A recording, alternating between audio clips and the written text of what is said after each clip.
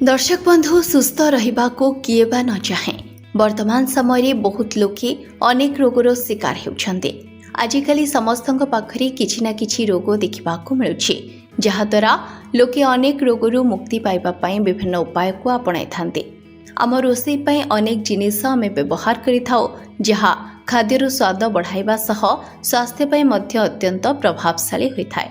रोषेई घरे अनेक मसला थाए, सेथिमध्यरु मिलुथिबा जुआणी हेउछि अन्यतम, जहा अनेक स्वास्थ्यगत समस्यारु मुक्ति देइथाय। अनेक लोकंकु जुआणी पसंद न थाए, किंतु एहा शरीर पई बेस लाभकारी होइथाय। एहा छडा जुआणी औषधीय गुण रे भरपूर। एथिरे antioxidant, fibre, vitamin, minerals, anti inflammatory गुण व्यतीत एथिरे अनेक पोषक तत्व भरी रहिथाय, जहा स्वास्थ्य पई लाभदायक होइथाय। खास करी एहाकु खाली पेटरी एहार पानी को पीवा द्वारा विशेष लाभ मिली थाए। तेबे ही जुआणी पानीर उपकारिता विषय आज आमे आपनकु जणाइबो। तेबे आपण कोन ओजन को नै चिंता रे रहिछंती कि?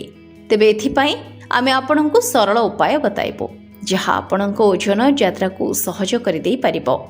ओजन कमाइबा पई जुआणी पानी अधिक फलप्रद होइथाय, जेहाकु पीवा सह व्यायाम करिबा मध्ये उचित। सकाळे खाली पेटरे एहाकु पीवा द्वारा आम देहरे थिबा चर्बी ह्रास करी ओजन कमाई थाए। Bureau report, RCN Odia.